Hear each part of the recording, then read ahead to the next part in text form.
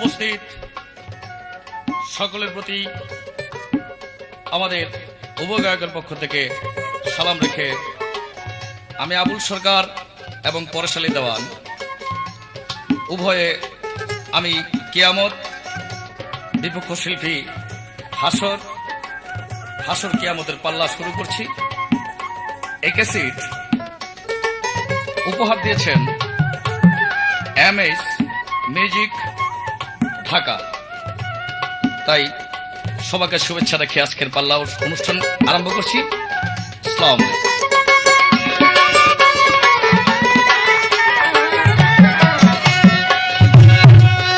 তোমার একদিন হইবে ফানা, একদিন তোমার হবে ফানা, একদিন হইবে ফানা, থাকবে না কেউ ভূমণ্ডলে। সাধের দুনিয়ায় মজে রয়েছ ভুলে মানুষ, সাধের দুনিয়ায় মজে রয়েছ ভুলে।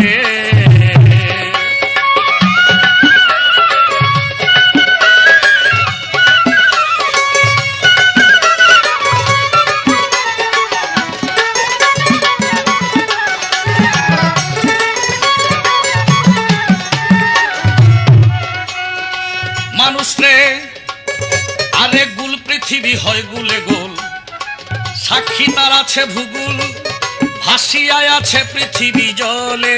ও মানুষ রে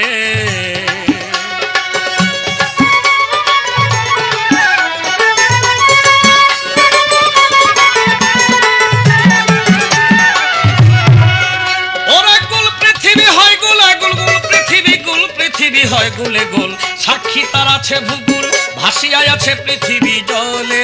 ও মানুষ রে যেদিন সর্বময় হইবে পানি,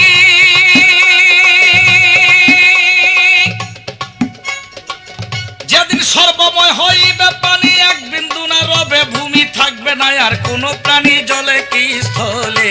সাধের দুনিয়ায় মজ রয়েছ ভুলির বানা।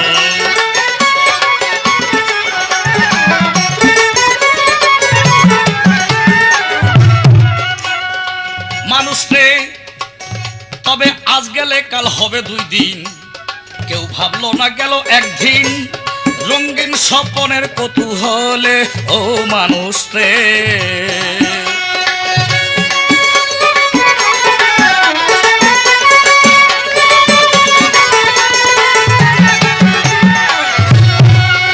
তোমার আজ গেলে কাল হবে 2 দিন, আজ গেলে কাল হবে 2 দিন, কেউ ভাবলো না গেল একদিন, রঙিন স্বপনের কৌতূহলে। ও মানুষ রে এই পৃথিবী অস্থায়ী পর্ব, এই পৃথিবী অস্থায়ী পর্ব, আর শ্রীনগর কাচের স্বর্গ থাকবে না চমকের গর্ব এই কাজ ভাঙ্গিলে। সাধের দুনিয়ায় মজ রয়েছ ভুলে রে মানুষ, সাধের দুনিয়ায় মজে রয়েছ ভুলে।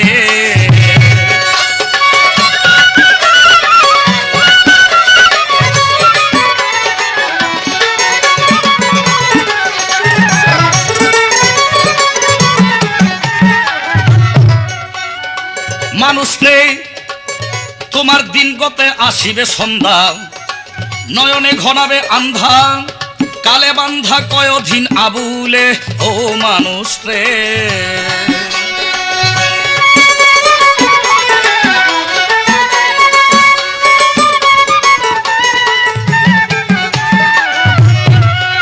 তোমার দিন গতে আসিবে সন্ধ্যা, নয়নে ঘনাবে আন্ধা, কালে বান্ধা কয়দিন আবুলে। ও মানুষ রে তবে কে রহিল কেন গেল, কে রহিল কেন গেল, সুখ সজ্জা সম্বল তেজিয়া ধরা মণ্ডল কালের সবলে।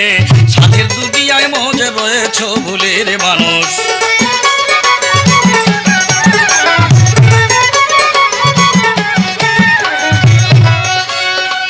এবার আমি প্রশ্ন করি হাসর তত্ত্ব নিয়া,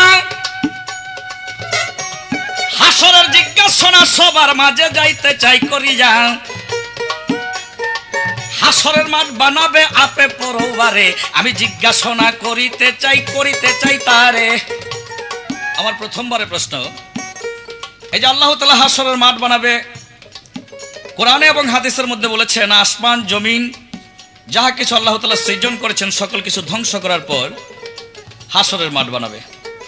আমার প্রশ্ন থাকবে, আকাশ এবং জমিন সমস্ত কিছু যদি ধ্বংস হয়ে যায় তাহলে আল্লাহ তাআলা হাসরের মাঠটা বানাইবেন কই? এবং আদম সফুল্লাহ হতে কিয়ামত পর্যন্ত যত জিন এবং ইনসান পৃথিবীর বুকে আসিয়াছে, এই সমস্ত মানুষ এবং জিনগুলোকে হাসরের মাঠে দাঁড় করাবে। সেই হাসরের মাঠটা লম্বা এবং পাশ কত বড় থাকবে, তার মূল নাম কি থাকবে, সেটা কোন জায়গায় হবে, এই আমার প্রথম প্রশ্ন। তোমার একদিন হইবে ফানা, একদিন তোমার হবে ফানা, একদিন হইবে ফানা, থাকবে না কেউ ভ্রমণ্ডলে। সাধের দুনিয়ায় মজে রয়েছে ভুলের মানুষ, সাধের দুনিয়ায় মজে রয়েছে ভুলের মানুষ, সাধের দুনিয়ায় মজে রয়েছে ভুলে।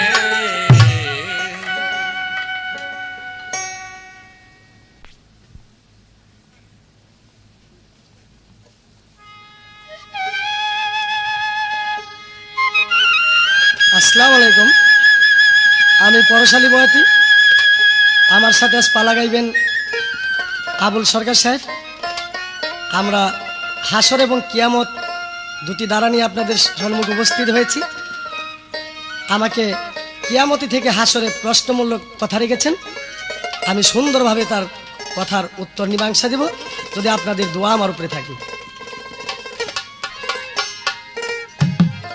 ওরে এই নামে তোমার হবে সাথী, এই নামে তোমার হবে সাথী, কঠিন হাসরের বেলা। হৃদয় ভরে মধুর সুরে গাও মুহাম্মদ সাল্লিওয়ালা, ওরে গাও মুহাম্মদ সাল্লিওয়ালা, হৃদয় ভরে মধুর সুরে।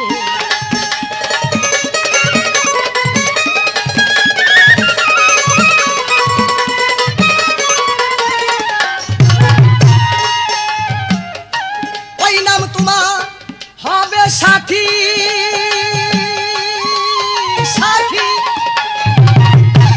আধারে জ্বলিবে বাতি, ওই নাম তোমার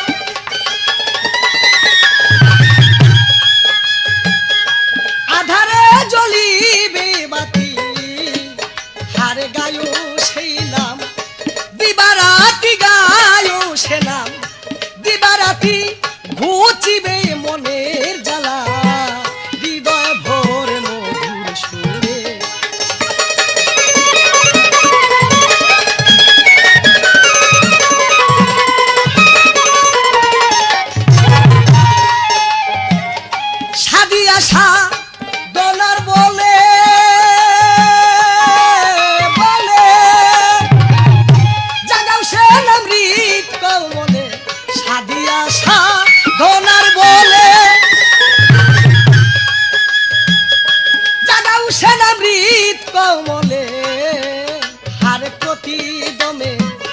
সেই নাম নিলে প্রতি দমে, তোর দমে দমে সেই নাম নিলেই ঘুচিবে মনের জ্বালা, হৃদয় ভরে মধুর সুরে।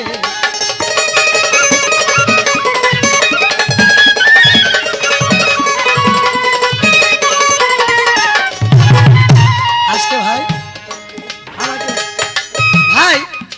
আবুল সরকার আমাকে যেভাবে প্রশ্ন করেছেন, আমি সূক্ষ্ম জবাব তারে দিব। এই হাসরের মাঠ আল্লাহ কোথায় সাজাবে? এটা বাংলাদেশ, ভারত, চীন, জার্মান, জাপান এগুলি থাকবে না, শুধু বিশ্বব্যাপী একটা মাঠ হবে, তার নাম হবে সাহারার মাঠ।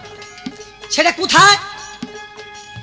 এটা কাবাগর হইতে জেরুজালেম পর্যন্ত, কাবাগর হইতে জেরুজালেম পর্যন্ত এটার দিকপাত পাশ কতটুক থাকবে? এই যে পৃথিবী, এই পৃথিবীর 40টি পৃথিবীর সমান হাদিস বা কোরআন প্রমাণ করে। এই পৃথিবীর 40টি পৃথিবীর সমান একটা মাঠ হবে, তার নাম থাকবে হাসরের মাঠ। আরবিতে তার নাম রাখা হয়েছে সাহারার মাঠ। সেটা কাবাগর হইতে জেরুজালেম পর্যন্ত এতটুক জায়গার মধ্যে আল্লাহ কুদরতে এরকম 40টি পৃথিবীর সমান সে হাসরের মাঠ হবে। সেখানে জোড়ায় জোড়ায় মানুষ উঠবে, আল্লাহ হাকিম হইয়া কাহার রূপ ধারণ করে সেদিন প্রত্যেকটি মানুষের বিচার করে। এবার আমার কিছু প্রশ্নমূলক কথা থাকবে, তুমি যদি পারো সুন্দরভাবে আমার কথার গুলি মীমাংসা দিবে, আর যদি না পারো তাহলে বলবে ভাই এটা আমার জানা নাই, আমি তোমার সেই কথার উত্তর দিয়ে আবার নতুন করে প্রশ্ন করতে চেষ্টা করব। কিয়ামত অর্থ প্রলয় কেউ থাকবে না। তাই আবার জানা দরকার, ইসরাফিলকে যখন আল্লাহ হুকুম দিবে তুমি সিংহা ফুক দাও, তখন এক ব্যক্তি এসে বলবে যে না, সিংহা এখনো ফুক দিতে পারবে না। আমি জানতে চাই আল্লাহর কথার উপর দিয়া কোন ব্যক্তি ইসরাফিলকে বলবে যে তুমি এখনো সিংহা ফুক দিতে পারবে না? সেই ব্যক্তি কে? আর এত বড় সে পাওয়ার শক্তি কোথায় পেল আল্লাহর কথার উপর দিয়ে সেই ব্যক্তি কথা বলবে?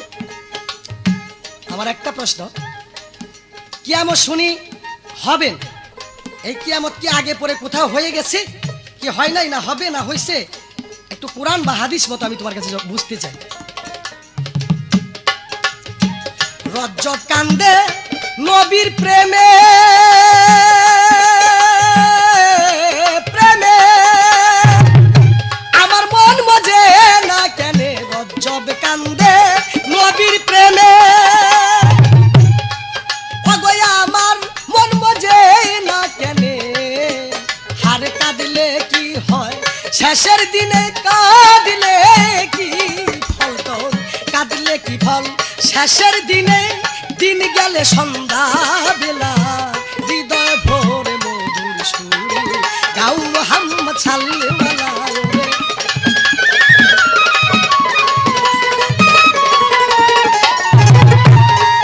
হারে ওই নাম তোমার হবে সাথী, ওই নাম তোমার, ওই নাম তোমার হবে সাথী, কঠিন হাসরের বেলা, হৃদয় ভোরে মধুর সুর গাও মোহাম্মদ সাল্লাল্লাহু আলাইহি, গাও মোহাম্মদ সাল্লাল্লাহু আলাইহি, হৃদয় ভোরে মধুর সুরে।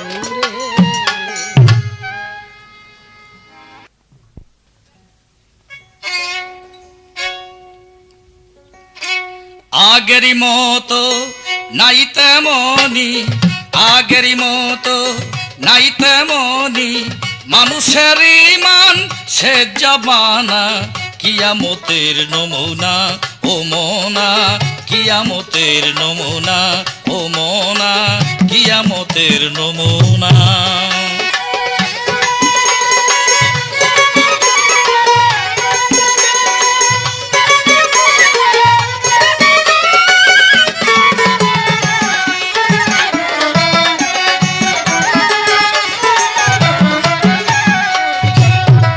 কিয়ামতের আগে শুনিবে শুনি, কিয়ামতের আগে হাদিসে শুনি, উঠিবে উঠিবে নবীজির বাণী, কিয়ামতের আগে নবীজির বাণী, উঠিবে উঠিবে হাদিসে শুনি, প্রথমে ঈমান উঠাবে সুবহান, প্রথমে ঈমান উঠাবে সুবহান, মানুষের ঈমান রবে না, রবে না, কিয়ামতের নমুনা ও মোনা, কিয়ামতের নমুনা।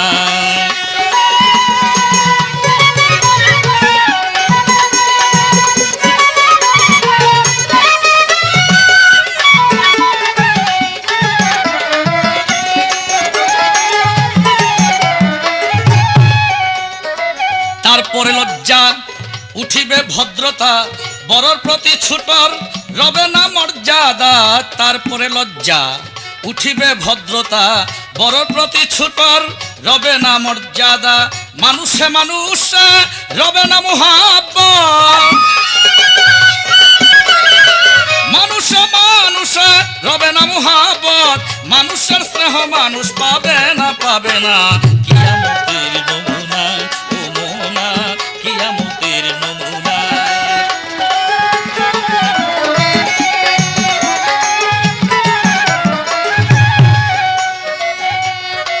মানুষের বিচার উঠেছে কি উঠিবে, ন্যায় বিচার কবু পাবে না গরিবে,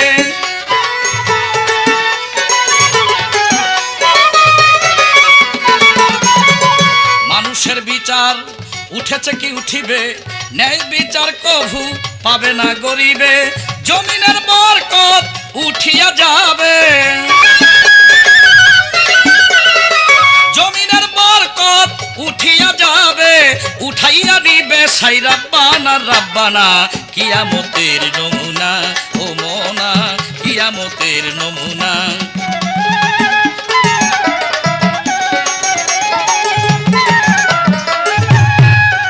ষষ্ঠমে মানুষ ভুলিবে দরিদ্রে দান, ধনির বাড়িবে ধন পর্বত সমান।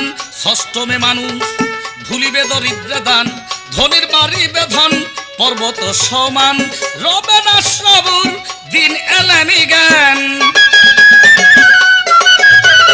রবে না সবুর দিন এলেমি জ্ঞান।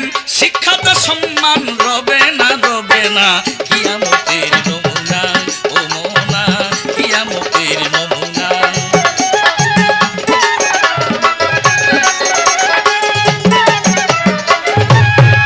কালামুল্লার কালাম ঈশ্বরবাণী উঠিবে যখন ভাঙ্গিবে ধরণী। কালামুল্লার কালাম ঈশ্বরবাণী উঠিবে যখন ভাঙ্গিবে ধরণী। রবে না তুমি রব না আমি, রবে না তুমি রব না আমি। আবুলের মন তবু টানা না টানা না। কিয়ামতের নমুনা ও মোনা, কিয়ামতের নমুনা ও মোনা।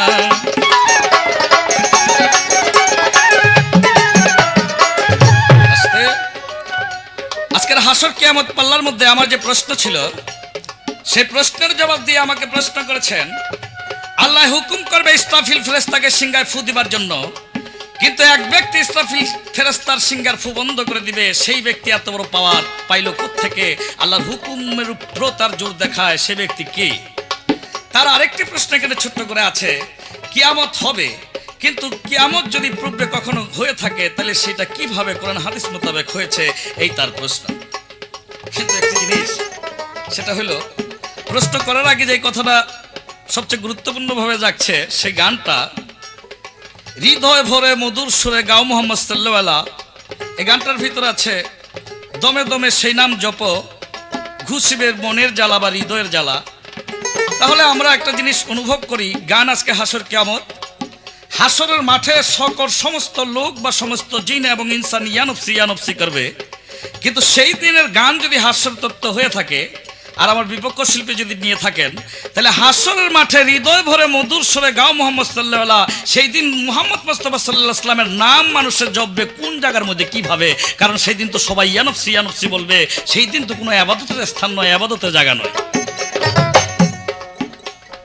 আমাকে যে প্রশ্ন করেছে, এই প্রশ্নের মধ্যে আমার বিপক্ষ শিল্পী একটু ধমকের মতো নই, জানা থাকলে যেন জবাব দেই। কিন্তু কথাটা এইভাবে না বলা উচিত। আমি যেভাবে প্রশ্ন করলাম সেই প্রশ্নের জবাবটা আমি চাই। যাই হোক, আমাকে যে প্রশ্ন করেছে সেই প্রশ্নের প্রথম জবাব পরে, তার শেষ প্রশ্নের জবাবটা আমি আগে দিতে বাধ্য। কারণ কিয়ামত তিন প্রকার, কিয়ামতে কুবরা, কিয়ামতে সগরা এবং রোজ কিয়ামত। কিয়ামতে সগরা যেটা ছোট কিয়ামত, খণ্ড খণ্ড প্রলয়, তা কয়েকবার হয়ে গেছে। নূহ নবীর আমলে একবার হয়েছে, লুত নবীর আমলে একবার হয়েছে। খণ্ড খণ্ড প্রলয় যেই দেশের মধ্যে যখন হয় সেটাই কিয়ামতের সগরার অন্তর্ভুক্ত। কিন্তু সর্বশেষ যখন কিয়ামত করে সমগ্র আকাশ জমি চন্দ্র সূর্য আসমান যাহা কিছু আছে সমস্ত কিছু ধ্বংস যেদিন করবে, সেটার নাম কিয়ামতে কুবরা, সেইটা হবে। আর ইসরাফিল ফেরেশতার সিংহার বন্ধ করবে, এখানে মত দুই প্রকার করে জানিয়েছেন। একটি আজাজিল, যিনি মকরুম শয়তান, তিনি সেই সিংহার ফু বন্ধ করার চেষ্টা করবেন, এই জন্য যে কিয়ামত পর্যন্ত আল্লাহ তাআলা তাকে অবকাশ দিয়েছিলেন। সেই সিংহার ফু যদি দেওয়া হয় তাহলে কিয়ামত হয়ে যায়। আর সেই কিয়ামত হইবার পরে, সেই ইসরাফিল সিংহার ফু দেবার পর, কিয়ামত হইবার পরে সেই আজাজিল বা সেই মকরুম শয়তানের কোনো বাহাদুরি পৃথিবী তার থাকবে না বলেই তিনি এই জন্য সিংহার ফু বন্ধ করতে চেয়েছেন। আরেকটি মত এখানে আমি আগে বলেছি বলা যায়, সেটা হলো মালিকুল মউত। বলা যেতে পারে এটা আজরাইল, যিনি সিংহার ফু বন্ধ করার চেষ্টা করেছেন, এই জন্য যে সেই সিংহার ফু বন্ধ করার পর তার যেই মৃত্যু হবে সেই কথাটা তার অনুভব ছিল।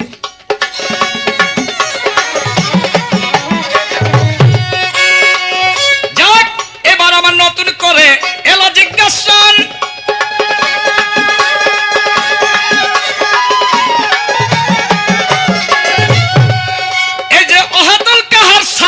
আপনার নিরঞ্জন তিনি করেছেন বর্ণন। আল্লাহর রূপ থাকবে বা তিনি নাম ধারণ করবেন ওয়াহিদুল কাহার, তিনি বড় কঠিন।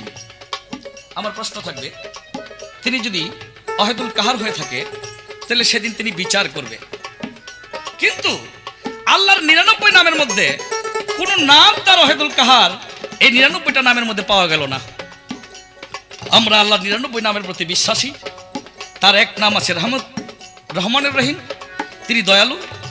তার নানান নাম আছে, প্রত্যেকটা নামই তার গুণবাচক। আমরা সেই নামের প্রতি বিশ্বাসী হলে আমরা যারা গুনাহগার আছি সেই নামের উসিলে সেদিন মুক্তি পাবো। তিনি যদি দয়ালু হয়ে থাকেন আমাদেরকে দয়া করবেন। কিন্তু তিনি ওয়াহিদুল কাহার নামটা, এই নামটা আমাদের মধ্যে 99 নামের মধ্যে জাগ্রত না করে তিনি সেই দিন ওয়াহিদুল কাহার নাম ধরবেন। এই নামটা তিনি গোপন রেখা বা তিনি এই রূপটা ধারণ করে আমাদের বিচার যে করবেন, তার রহমানের নামটা কোথায় রাখবেন সেদিন, এই আমার একটি প্রশ্ন।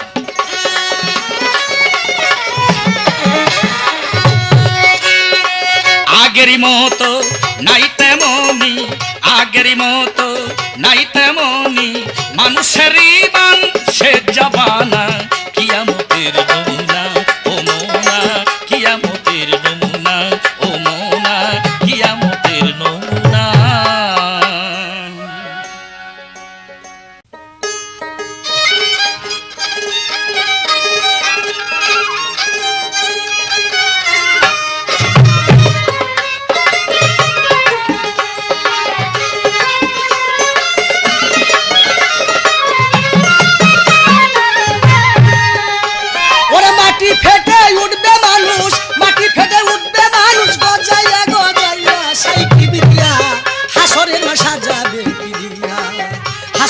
সাজাবে কি দিয়া সাই কিবরিয়া, হাসরের মা সাজাবে কি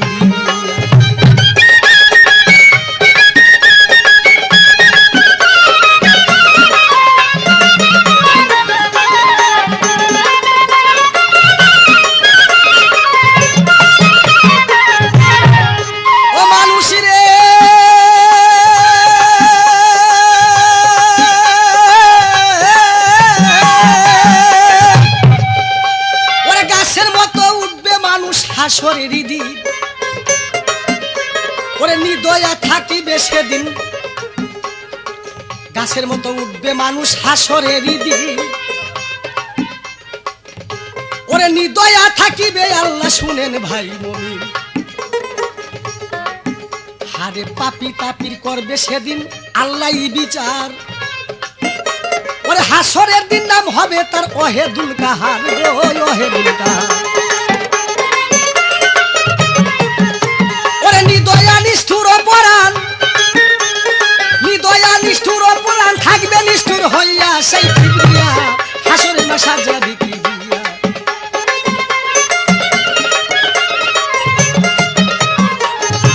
আজকে একটা কথা কি হুজুর, বিপক্ষে আমার আবুল সরকার ভাই, আমার কথাটা একটু গরম গরম হয়ে গেছে। আসলে আমি নিজেই গরম, আমি যত বড় গরমই হই, যদি আমাকে ঠান্ডা করার মতো ব্যবস্থা ক্যাপাসিটি আপনার কাছে থাকে তো একবারই ঠান্ডা করে দেন, আমি যেন গরম হতে না পারি। আসলে আপনি যে ওষুধপত্র আমাকে দেন ওইটা আমি ঠান্ডা হয় না, আমি মনে করি যে ঠান্ডা করার মতো ওষুধপত্র আপনার কাছে নাই। যা হোক, এইবার আমাকে প্রশ্ন করেছেন, আমি চেষ্টা করবো তার জবাব দিতে। কিন্তু রজব আলী দেওয়ান সাহেবের একটা গান আমার ছিল, হৃদয়ে ভরে মধুর সুরে গাও মোহাম্মদ সাল্লাল্লাহু। হাসরের দিন তো প্রত্যেকটি মানুষ আর হৃদয় ভরে মধুর সুরে এই কথা বলতে পারবে না।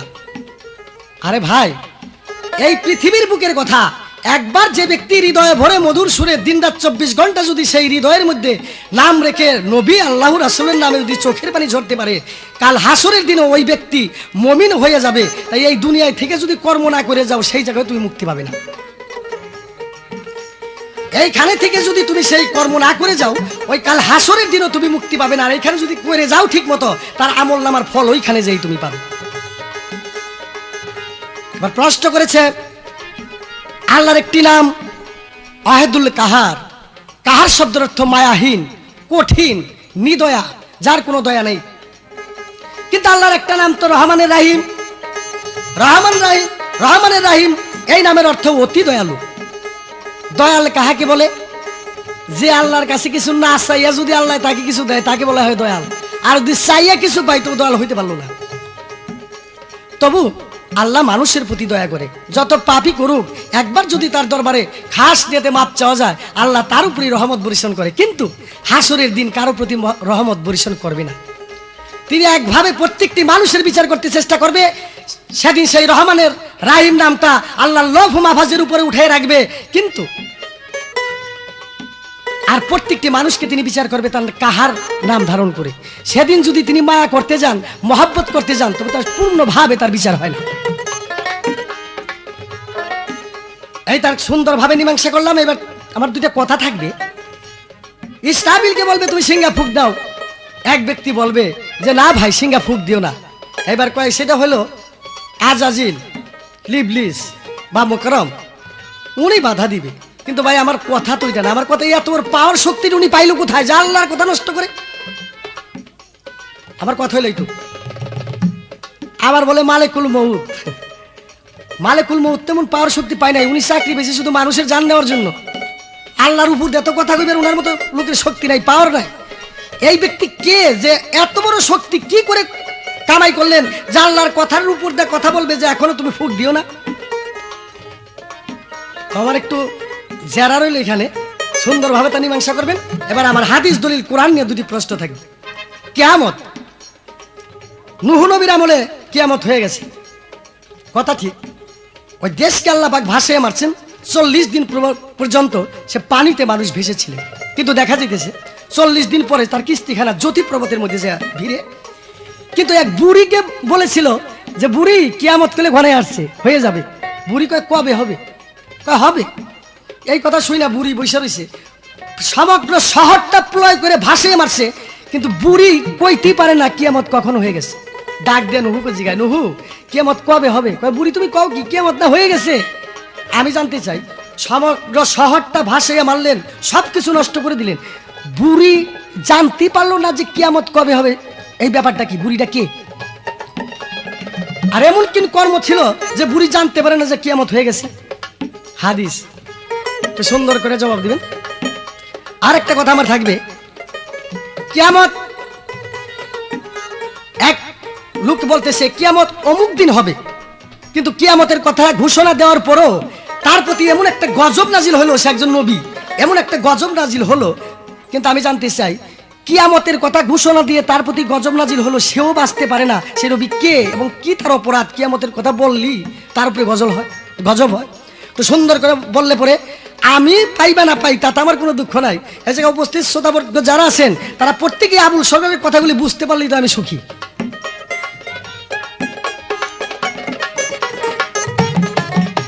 ওরে মাটি ফেটে উঠবে মানুষ, ওরে মাটি ফেটে উঠবে মানুষ, গজাইয়া গজাইয়া সেই কিবিয়া, হাসরের মা সাজাবে কিবিয়া।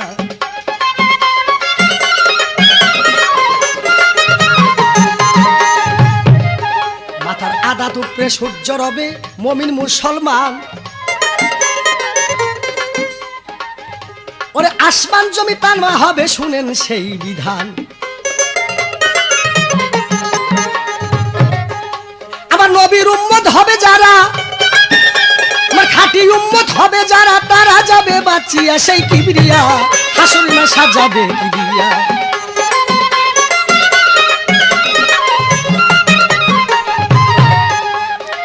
করিবে আল্লাহ মানুষের কঠিন বিচার, ওরে হৃদয় নিষ্ঠুর হয়ে আমার আল্লাহ পরয়ার গো, আল্লাহ পরয়া।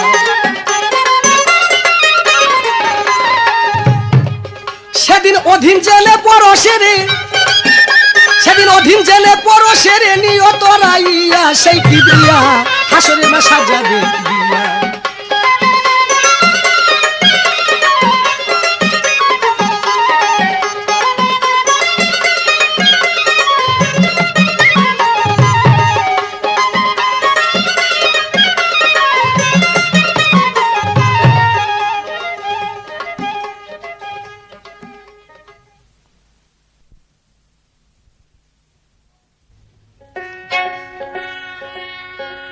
আমার প্রশ্ন যা ছিল, আমার প্রশ্নের জবাব দিয়ে আমাকে প্রশ্ন করেছেন দুটি, আর আগের কথা তুলে ধরছেন একটি।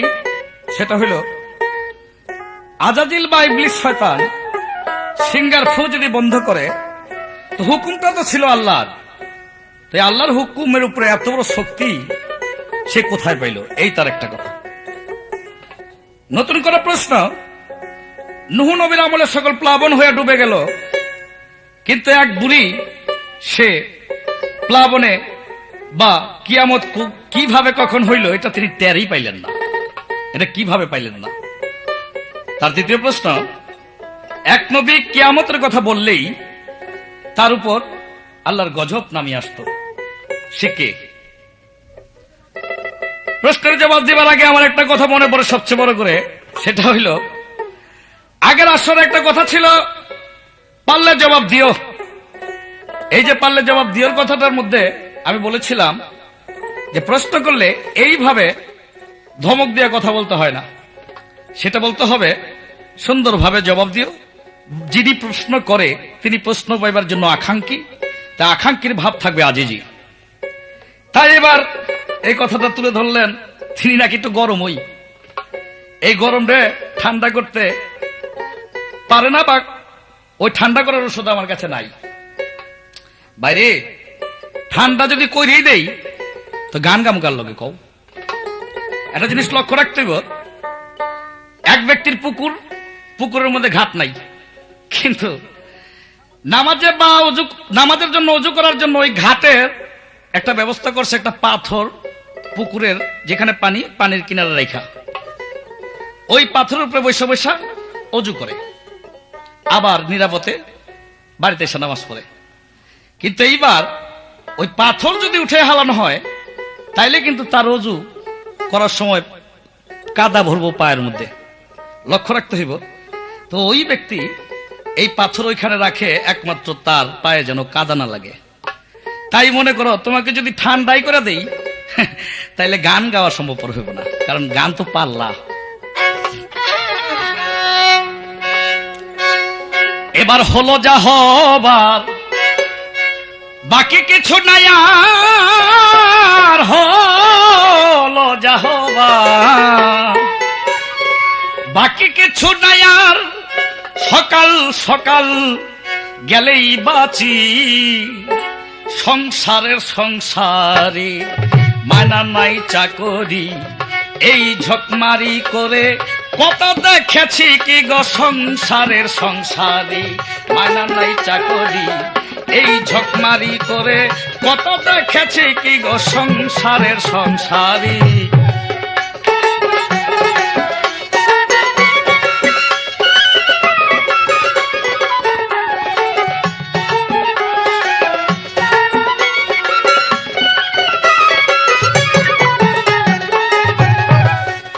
আমি ভেবেছিলাম ভাইয়ের বল বড় বাহুবল, আমার আপদে বিপদে ভাই সহায় আর সম্বল গো, ভেবেছিলাম ভাইয়ের বল বড় বাহুবল, আমার আপদে বিপদে ভাই সহায় আর সম্বল। এখন ভাইয়ে বলছে দাদা ভাগ করে দাও আধা, এবার ভাইয়ে বলছে দাদা ভাগ করে দাও আধা, জেনে শুনে গাধা সাজাছি কি গো সংসারে মানা নাই চাকরি, এই ঝকমারি কত করে দেখেছি কি গো সংসারে।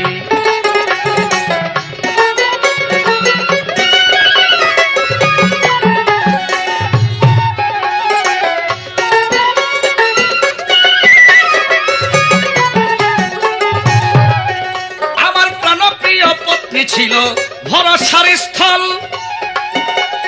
যারে আমি ভেবেছিলাম আমার শেষ সম্বল গো, প্রাণের প্রিয় পত্নী ছিল ভরসার স্থল, যারে আমি ভেবেছিলাম আমার শেষ সম্বল আগো, এখন সেই অভাগী করে রাগারাগি আগো, এখন সেই অভাগী করে রাগারাগি, ভূতে ধরা রুগী সেজেছি কি গো সংসারে মানা নাই চাকরি, এই ঝকমারি কত করে দেখেছি কি গো সংসারে।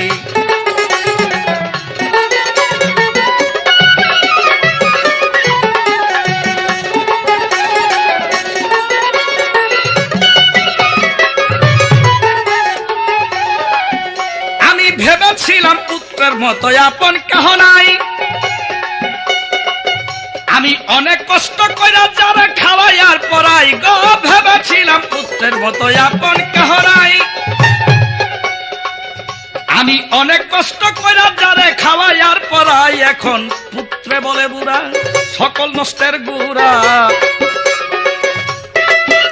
এখন পুত্রে বলে বুড়া সকল নষ্টের গুড়া, হাই রে কপাল পোড়া সাজাছি কি গো সংসারের সংসারী, মানা নাই চাকরি এই ঝকমারি কত পড়া দেখেছি কি গো সংসারের সংসারী।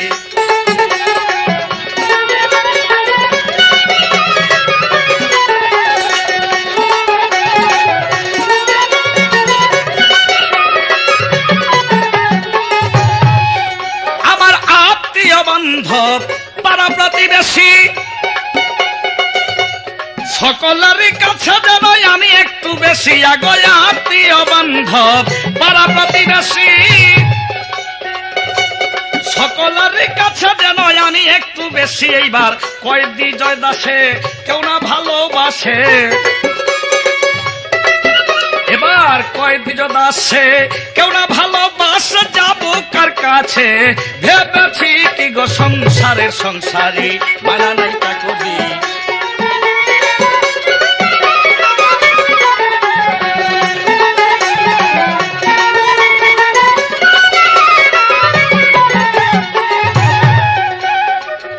এবার আজাজিলে এত শক্তি পাইল বলা কই,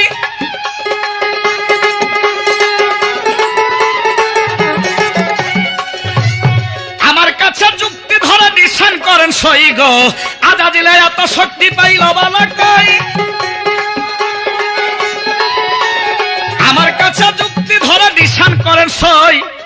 আস্তে আল্লাহ তাআলা যখন আদম সফুল্লাহকে তৈরি করে আজাজিলকে হুকুম করেছিলেন এবং ফেরেশতাদেরকে হুকুম করেছিলেন আদমকে সিজদা করো, ফেরেশতারা আল্লাহর হুকুমে সিজদা করলেন, কিন্তু সেইখানেই সেই আজাজিল আল্লাহর হুকুম রদ করলেন। সেখানে তিনি আজাজিল ফেরেশতা, সেই আজাজিলকে ফেরেশতা না বললেও চলে, তিনি জিন জাতির অন্তর্ভুক্ত, তবে ফেরেশতাদের দলভুক্ত সেদিন ছিলেন। তাই সেদিন তিনি যে হুকুমকে রদ করেছিলেন, সেই হুকুমকে রদ করার তার 2-3টি ঘটনা সেখানে আছে।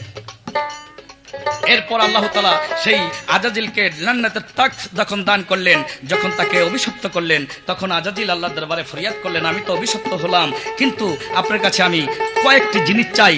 একটি জিনিস চাই, যে আদমের জন্য আমাকে আজ জান্নাতের তাখত বহন করতে হলো, সেই আদমের রগ রসায় যেন আমি কিয়ামত পর্যন্ত ঢুকতে পারি। আমি কিয়ামত পর্যন্ত আরেকটি জিনিস আপনার কাছে চাই, সেই জিনিসটা আমি আদমের সন্তানদের ধোঁকা দিব, কিয়ামত পর্যন্ত তার অবকাশ চাই। আমার এর মধ্যে কোনো মৃত্যু যেন না হয় এবং এর মধ্যে আমি কোনো সেই ধ্বংসশীল না হই। আল্লাহ তাআলা তার প্রত্যেকটি শর্তই সেদিন গ্রহণ করেছিলেন, কিন্তু আল্লাহর শেষ একটা বাণী ছিল যে আমার যে বান্দা খাস হবে তার কাছে তুমি যাইতে পারবে না, নবীর সুরত তুমি ধরতে পারবে না, পিতার কাছে সন্তানের সুরত ধরতে পারবে না, গুরুর কাছে শিষ্যের কাছে গুরুর রূপ ধরতে পারবে না। এমনি করে কয়েকটি শর্ত সেদিন স্বীকার করা হয়েছিল। সেখান থেকে আজাজিল বা মকরুম আল্লাহর হুকুমে বা আল্লাহর কাছ থেকেই শক্তিপ্রাপ্ত, তাই কিয়ামত পর্যন্ত তিনি শক্তিপ্রাপ্ত হয়ে থাকবে। তিনি হুকুম রদ করার বা পাওয়া আগেরই একজন, তার সঙ্গে অন্য কারো তেমন ইবাদতের সঙ্গে তুলনা করা এই পৃথিবীতে আর হয় নাই। এইবার নতুন করে জিজ্ঞাসা করে ধর্ম সভাকারে, নূহ নবীরা বলে দুনিয়ার ভিতরে দুনিয়াটা প্লাবন করলো আপে মালেক সাই।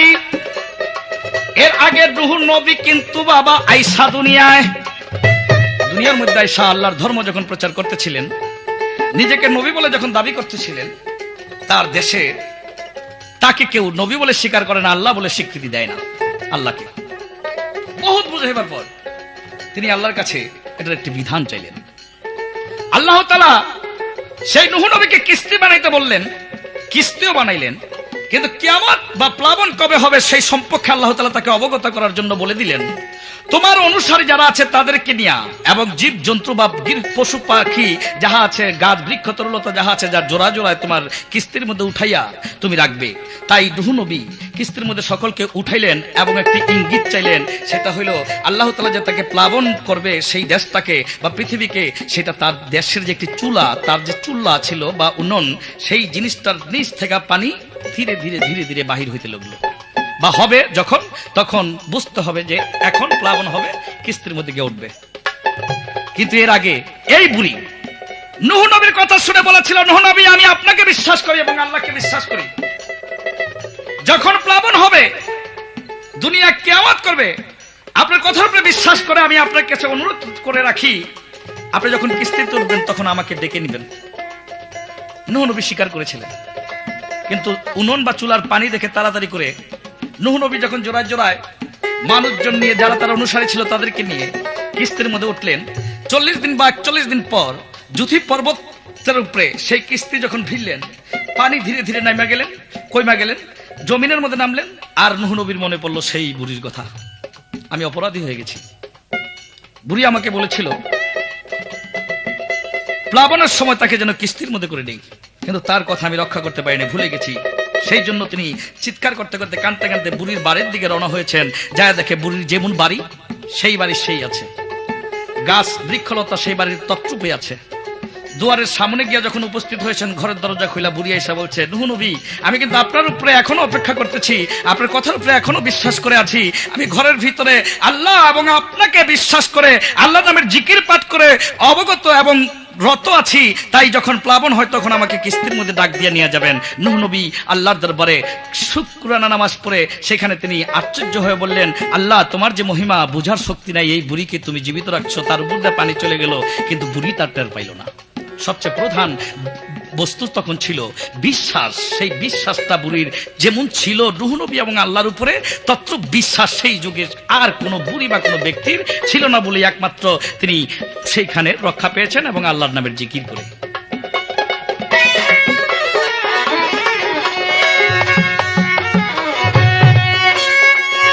এইবার এক নবী আসিয়াছিল দুনিয়ার ভিতরে, ওই নবী উম্মতের দায়িকা যখন গজবের কথা প্রকাশ করে, কিয়ামতের কথা যখন প্রকাশ করে, ওই নবী গিয়া অমনি কিন্তু গজব আসে আমার দাও কইয়া তিনি গেলেন গজি গাইয়া। সেই নবী একজন বড় নবী, তার নাম ছিল মুসা নবী। তিনি যখন তার বনি ইসরাইল উম্মতদেরকে বুঝান আল্লাহ এবং নবীর কথা, তারা একবার বুঝে আর একবার পথভ্রষ্ট হয়ে যায়, একবার শুনে আবার পথভ্রষ্ট হয়ে যায়। মুসা নবী এমনি করে বারবার বুঝাইবার পর ত্যক্ত হইয়া যখন পথভ্রষ্ট হয়ে যায়, তিনি তখন কিয়ামতের গজবের কথা বা কিয়ামতের কথা তিনি তাদেরকে শুনান। তবু তিনিরা আল্লাহকে এবং আল্লাহ রাসূলকে মানে, স্বীকার করে, বিশ্বাস করে ধর্মের পথে থাকে, কিন্তু তারা আবার পথভ্রষ্ট হয়ে যায়। তাই মুসা নবী কিয়ামতের কথা বলেন, এই বলার পরেই তার উপরে গজব আসে বা দেশের উপরে গজব আসে। সেই দেশের মধ্যে আগুনের বৃষ্টি হয়েছিল গজব স্বরূপ।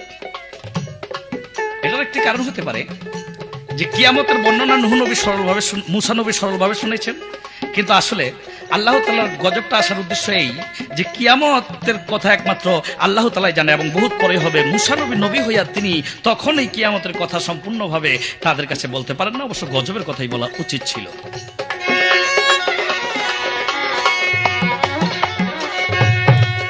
এবার আমারও জিজ্ঞাসা এলো, আমার জিজ্ঞাসা এলো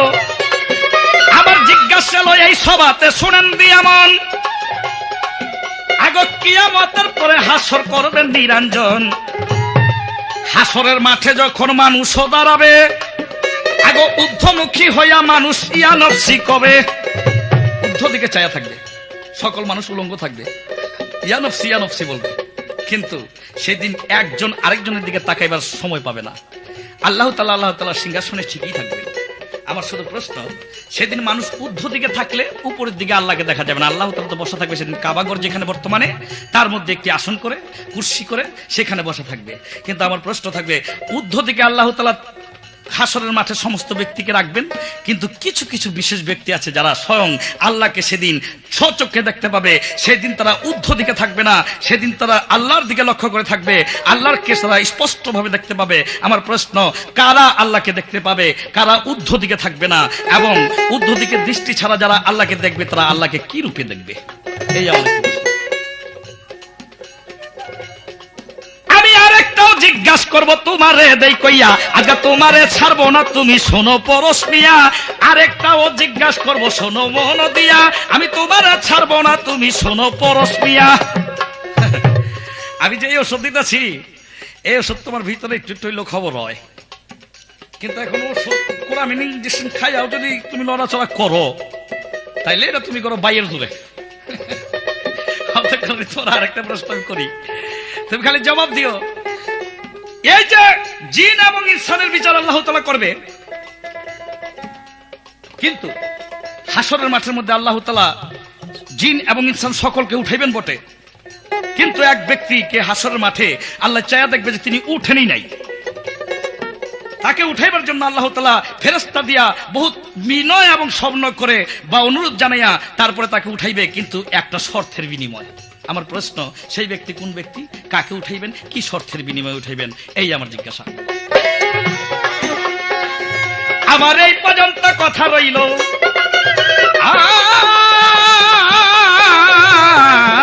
এবার হলো যা হবার, আগো বাকি কিছু নাই আর, হলো যা হবার বাকি কিছু নাই আর, সকাল সকাল গেলেই বাঁচি সংসারে সংসারী, মায়না নাই চাকরি এই ঝকমারি কত করে দেখেছি কি গো সংসারে সংসারী, মায়না নাই চাকরি এই ঝকমারি কত করে দেখেছি কি গো সংসারে সংসারী।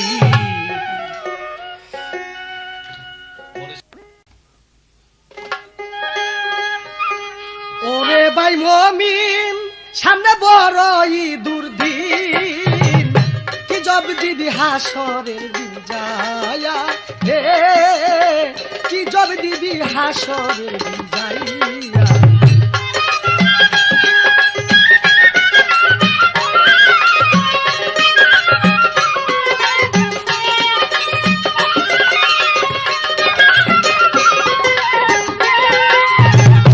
ওরে ভাই মমিন, সামনে বড় ঈদুর দিন, কি জব দিবি হাসরেতে যাইয়া রে, কি জব দিবি হাসরেতে যাইয়া।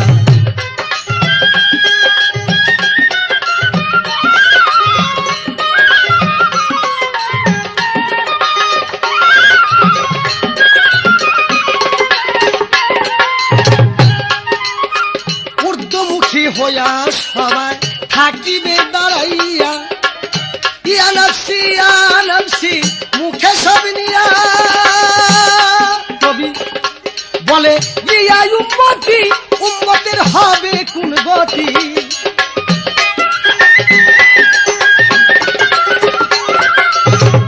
নবী বলবে ইয়া উম্মতি, উম্মতের হবে কোন গতি, কাঁদিবে সেই উম্মতেরই লাগিয়া রে, কি জব দিবি হাসরেতে যাইয়া।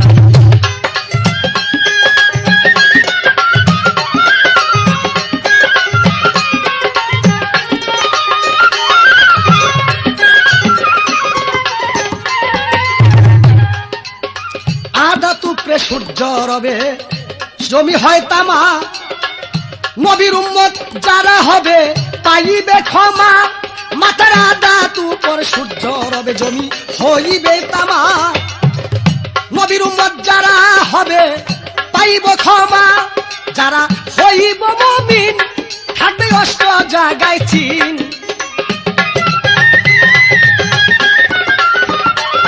যারা হইবে মুমিন থাকবে অষ্ট জায়গায় চিন, রাসূলুল্লাহ চিনিবে দেখিয়া রে, কি জব দিবি হাসরেতে যাইয়া।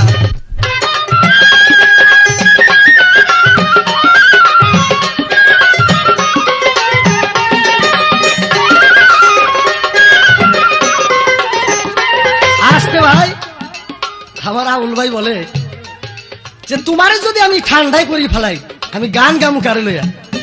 কথা কি ভাই, দুইটা গায়ক যখন পালা লাগে, একটা গায়ক যদি গরম হয়ে ওঠে, আরেক গায়কের কর্তব্য ওই গায়ককে ঠান্ডা করে দিতে পারলি তুই শেষে গায়ক।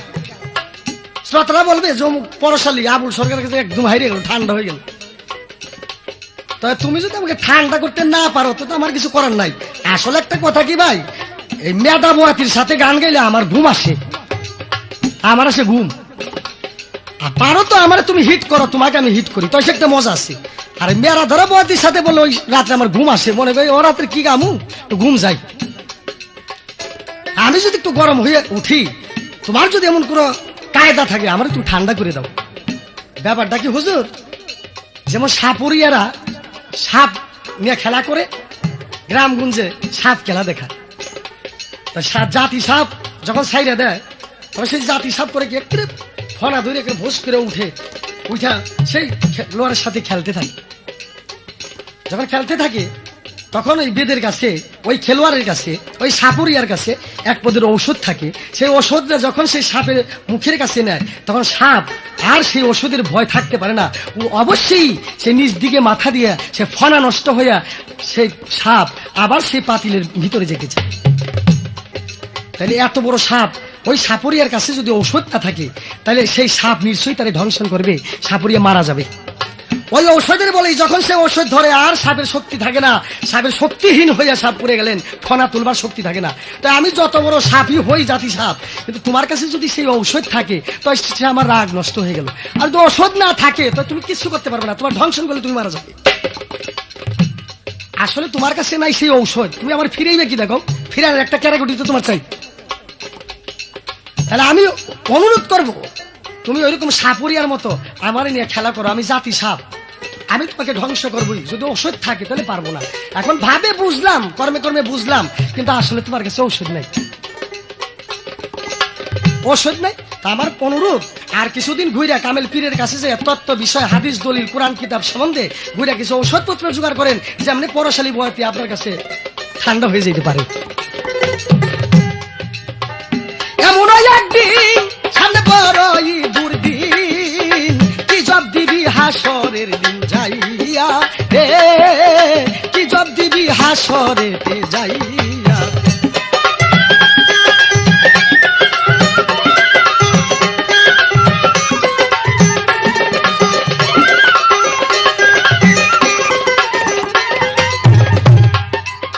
নেকি বদির পালা সেদিন থাকিবে যখন, নিদারণ নিষ্ঠুর আল্লাহ করিবেন ওজন। নেকি বদির পালা যেদিন করিবেন ওজন, নিদয়া নিষ্ঠুর বিধি করিবে ওজন। যার হবে নেকির বেশি ভার সে যে হয়ে যাবে পার।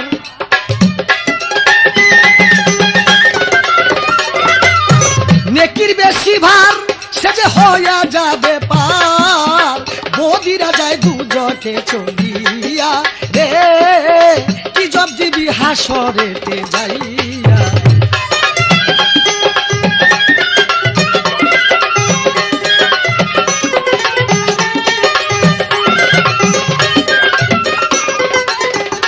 ভাই এবার প্রশ্ন করেছেন, প্রতিটি মানুষ হাসরের ময়দানে উঠবে, উলঙ্গ অবস্থায় কারো ইজ্জতের প্রতি কেউ তাকাইতে পারবে না। এইটার মূল রহস্য একদিন হযরত মুহাম্মদ মুস্তাফা সাল্লাল্লাহু আলাইহি ওয়াসাল্লাম ফাতেমাকে বলেছিলেন, হাসরের ময়দানে মা প্রত্যেকটি মানুষ উলঙ্গ অবস্থায় থাকবে, নারী এবং পুরুষ। ফাতেমা বলেছিলেন যে নারী আর পুরুষ উলঙ্গ হয়ে থাকলে তো মেয়েরা যদি উলঙ্গ হয়ে থাকে তো ছেলেরা তাদের লজ্জাস্থান দেখবে। মারে, সেদিন মেয়েরা পারবে না পুরুষের ইজ্জত দেখতে, আর পুরুষরা পারবে না মেয়ের ইজ্জত দেখতে। তাই সেখানে ভাব কেমন হবে? প্রত্যেকটি মানুষ ঊর্ধ্বমুখী হয়ে থাকবে, কার ইজ্জতের প্রতি কেউ তাকাতে পারবে না। কিন্তু একদল লোক, ওরা ঊর্ধ্ব জগতে চাবে না। ওরা কার দিকে চাবে? তার নিজের চেহারা, নিজের বডির দিকে তাকিয়ে থাকবে। কেন? আল্লাহ বলেছেন, হে বিশ্ব জগতের মানুষ, মা নারাফা নাফসাহু ফাকাদ আরফা রাব্বাহু, মানে তোমাকে তুমি দেখলে আমাকে দেখতে পারো। তাই যারা কামিলিনী মুর্শিদের হাতে বায়াত হয়েছে, যারা গুরুভক্ত লোক, তারা তাদের নিজের চেহারা মুবারকের দিকে তাকিয়ে থাকবে, তার মুর্শিদের মর্যাদ সামনের দিকে তাকিয়ে থাকবে। তারা মুর্শিদের রূপে রূপান্তর হয়ে সেদিন আল্লাহকে দেখতে পাবে। পীরের সুরতে রাসূলের সুরত, মুর্শিদের সুরতে আল্লাহর সুরত।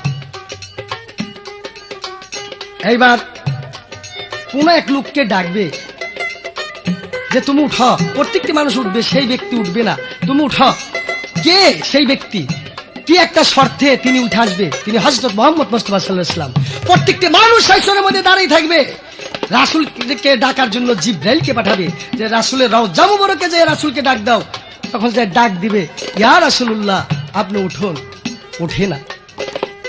আবার ডাক দিবেন, ইয়া রাসূলুল্লাহ আপনি উঠুন, হাসরের ময়দানে আসুন, রাসূল উঠে না। যখন বলবে ইয়া রাসূলুল্লাহ এখন আপনার উম্মতের বিচার হইতেছে, আপনি ছাড়া সে উম্মতকে কেউ রক্ষা করতে পারবে না। উম্মতের কথা শুনে হযরত মুহাম্মদ মুস্তাফা সাল্লাল্লাহু আলাইহি ওয়াসাল্লাম কবর হইতে তার শরীরের কাপড় ঝাড়তে ঝাড়তে উঠে আসবে, তার ধুলা মাটি গায়ে মাখা থাকবে, তার দুই চওয়ালের মধ্যে কাদা লাগানো থাকবে, ভিজা কাদা। প্রশ্ন করা হয়, আপনার গায়ে ভিজা কাদা কেন? কই দেখো, আমাকে যে জায়গায় মাটি দেওয়া হয়েছিলেন আমি সে জায়গায় সেজদায় মশগুল ছিলাম। আমার উম্মতের জন্য সবসময় আমার চোখ বেয়ে পানি পড়তে থাকতো, সেই চোখের পানিতে আমার সেজদার জায়গাটা প্যাক কেদা হয়ে গেছিলেন, তাই আমার চলের মধ্যে সেই প্যাক কেদা, জামা কাপড়ে আজুবাদি সেই প্যাক কেদা দিয়ে আমি উঠেছি। আমার উম্মতের জন্য আমি চোখের পানি ঝরেছিলাম, সেই জায়গাটুকু আমার প্যাক কেদা হয়ে গেছে। তাই আমরা মানুষ হযরত মুহাম্মদ মুস্তাফা রওজার মধ্যে যাই আমার উম্মতের জন্য কেঁদেছে, আর আমরা সেটার উম্মত হইয়া রাসূলের জন্য কি করতে পেরেছি, আল্লাহ রাসূলকে কি চিনেছি, কি দেখেছি। এমন একদিন সামনে বড়ই দুর্দিন, কি জব দিদি হাসরেতে যাইয়া রে, কি জব দিদি হাসরেতে যাইয়া।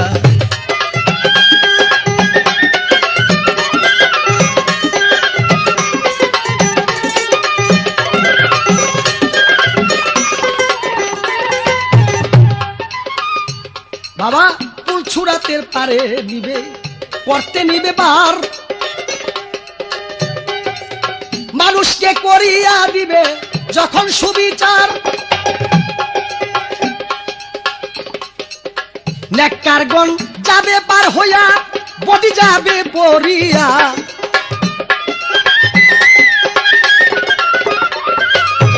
নেকি বান্দা যাবে পার হইয়া, বদি পড়বে খসিয়া, যাইবে তা দুজকে চলিয়া রে, কি জব দিবি হাসরেতে যাইয়া।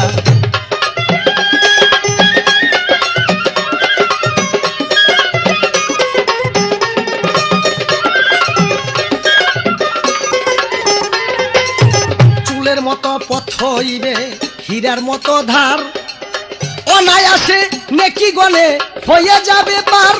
ওরে চুলের মতো পথ হইবে সেটা হীরার মতো ধার, অনায়াসে নেকি বান্দা যাবে বার হইয়া, বদি যাবে পড়িয়া, দুজকে নিবে উঠাইয়া।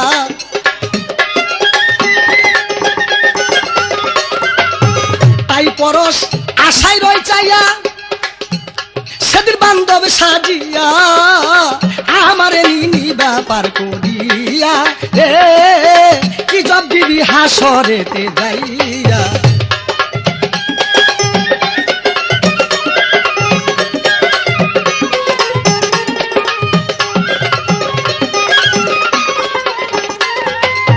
পার করিবেন রাসূলুল্লাহ যদি মনে চায়,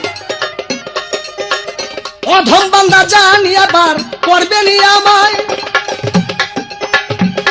ওরে পার করিবেন রাসূলুল্লাহ যদি মনে চায়, অধম বান্দা জানিয়া বার করবেন আমায়।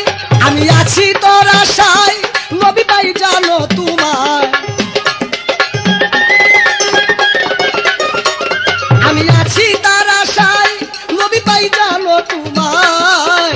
সেদিন মরে নিও পার করিয়া রে, কি জব দিবি হাসরেতে যাইয়া।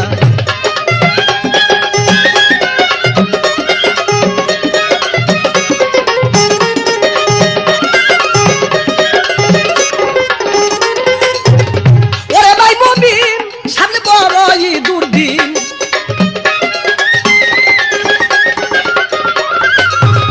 ওরে ভাই মুমিন সামনে বড়ই দুর্দিন, কি জব দিবি হাসরেতে যাইয়া রে, তুই কি জব দিবি হাসরেতে যাইয়া।